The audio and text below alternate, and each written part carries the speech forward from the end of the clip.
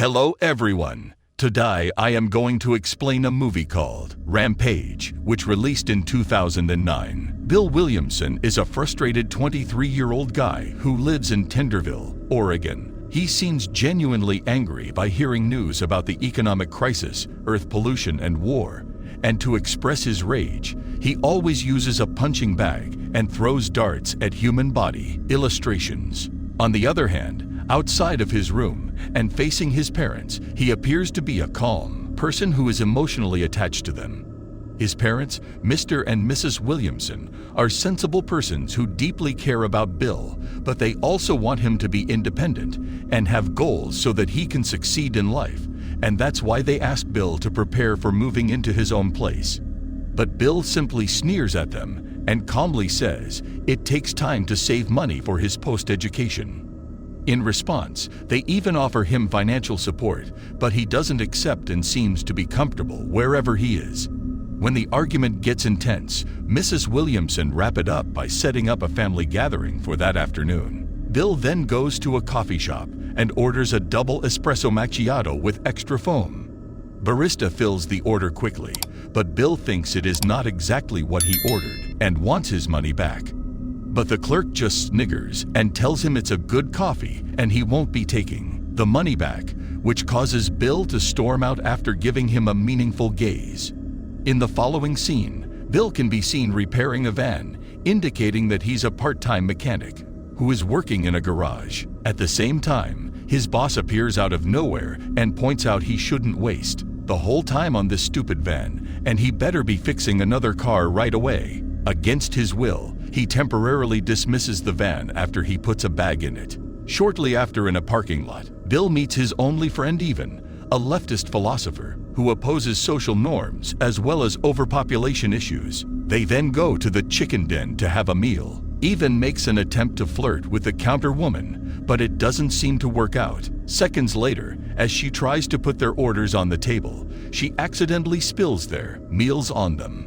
Even gets pissed by the accident and wants his money back, but she refuses and tells him she can just redo their orders. Meanwhile, Bill tries to calm his friend, which leads them to start a serious discussion about the world's problems. Even believes that since the world's population is increasing really fast, we don't need those who are destroying the environment. He also mentions the effects of overpopulation on the Earth, including air pollution and the ozone hole. Even repeatedly claims that world needs a change, yet he doesn't have an acceptable response to Bill's questions. What kind of change? Who is going to do it? And what are you going to do as a person? At the end of the line, Bill asserts to his friend that he is all talk and no action. Bill then returns home, where his parents have been waiting for him to discuss his relocation. Bill apologizes and wants to push up the discussion to the next morning as he has very exciting news for them.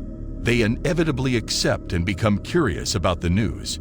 In his room, Bill is trying to assemble a Kevlar armor from parts he had sent to Even's house over a period of time. A while later, when he's working with wires, Even's video repeating his concerns goes online. Bill's reaction to all of these is just a snigger. He repeats Even's speech word by word, like he has been hearing these a lot since their relationship began. Seconds later, he prints a significant amount of fake money and begins to work out. In the next morning, Bill tells his parents that he wants to be extra active today, so he has taken the day off and is going to fill out some college applications for a mechanical engineering major. He also apologizes for what happened before and assures them that he wants to have purpose in his life. As soon as they leave, the real plan is started. He enters his room and pulls out a weaponry kit that includes pistols, submachine guns, machetes, and even a wireless detonator. He loads up the guns and wears the suit that he has built with his own hands, a bulletproof, iron-made armor with a ballistic helmet and a paintball mask that make him look like a member of SWAT team. As he is doing weird poses in front of the mirror, later on, he switches his car with the one that has no license plate on. Then he makes his way to middle of the town, where we can see the broken van that he had worked on before. He starts and drives the van using a wireless device and unhesitatingly smashes the vehicle into the police department's building. Then he blows up the van and incapacitates the police station, so he can carry out the rest of the plan without any trouble. He then begins walking around the street and relentlessly opens fire on any random person he sees. People are scared to death, and they start screaming and running away. While everything is according to Bill's plan, 2 patrolmen arrive and try to stop him, but their bullets doesn't make through Bill's bulletproof armor, and they get killed as they had run out of ammo. Despite the numerous dead bodies on the ground, Bill does not stop the massacre. He also runs into the barista he had previously argued with and humiliates him by ordering the same coffee before killing him. After that, he makes a stop at a spa to have some rest and get some water. The place is filled with ladies who are about to start panicking. Bill is having a good time as he watches them get scared, so he leaves the place without killing anyone. Once everyone is satisfied that they're safe, he returns and brutally slaughters them, simply because he removed his mask in their presence. Then, Bill walks into a bingo hall crowded with old people who haven't even noticed him. As he gets hungry, he asks for the best sandwich they have from concession stand.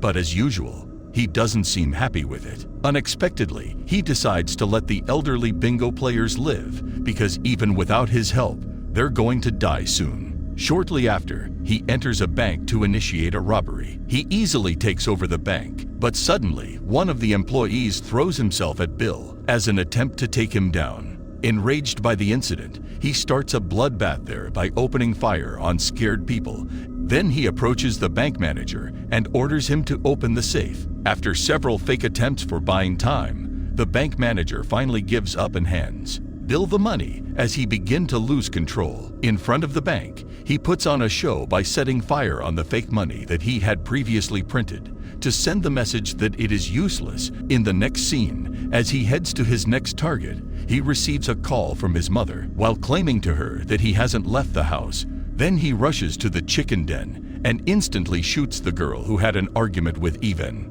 Right after that, Evan calls him and berates him for being late. Bill asks Evan to wait until he gets there. Apparently, they had planned to play paintball in a woods out of the town. On his way to the woods, he finds out that a police unit led by a sheriff named Melvoy is returning to town through his radio receiver. Therefore, he goes to the town's welcome sign, plants a massive bomb behind it, and waits for the unit to show up. Tired of waiting, Evan calls Bill again and informs him that he's leaving. But Bill adamantly insists that Evan remain where he is, as he is quickly catching up. To encourage him to stay, Bill also uses trash talk and ambiguously tells him, "I'm gonna kill you, man." The sheriff and his associates are driving 2 cruisers towards the town's entrance. As soon as they reach to the welcome sign, Bill detonates the bomb and destroys one of the cruisers. But the sheriff and 2 other deputies survive and chase Bill into the woods. Bill gets out of the car and tries to warn them that they shouldn't follow him furthermore, and then he flees into the woods. Sheriff Melvoy is left with no choice but to pursue the psychopath on his own, without assistance of his passed-away colleagues. The pursuit continues through the forest until the sheriff can see nothing but trees. He begins searching for a sign that he can follow, but unexpectedly he is attacked from behind. Eventually, Bill brutally stabs him and leaves him bleeding to death. Following that, he rushes to Evan, who is surprised to see his appearance and the amount of money he carries. Bill uses a stun gun to take Evan down and immobilize him. Then he puts a pistol in his hand and relentlessly shoots him in the head. By wearing him the suit, Bill fakes a suicide and gives Fingers a target to point at. After cleaning up the simulated suicide scene, he burns everything that could cause trouble and returns home. As he is lying on a couch watching the news, his concerned parents show up and check on him. Bill breaks into his shocked face and informs them that his friend Evan has committed all of these crimes before leaving them in fear. However, it would be far more fearsome if you knew you shared a house with a psychopath killer. In his bedroom, we can see Bill packing his belongings and the money into a suitcase. At the same time, the TV is showing that Evan's father, who is strongly against the government, is being arrested. Bill, who is delighted that his perfect plan worked out well, suddenly notices Evan's father, yelling his name and insisting that Bill did all of this. When he hears this, he immediately grabs his suitcase and leaves his room. 2 years after these incidents, he posts a video online and explains about what he did. While he repeats his worries about a lack of resources and overpopulation of the Earth, he claims that he wants to present his own solution to these problems. Movie ends here.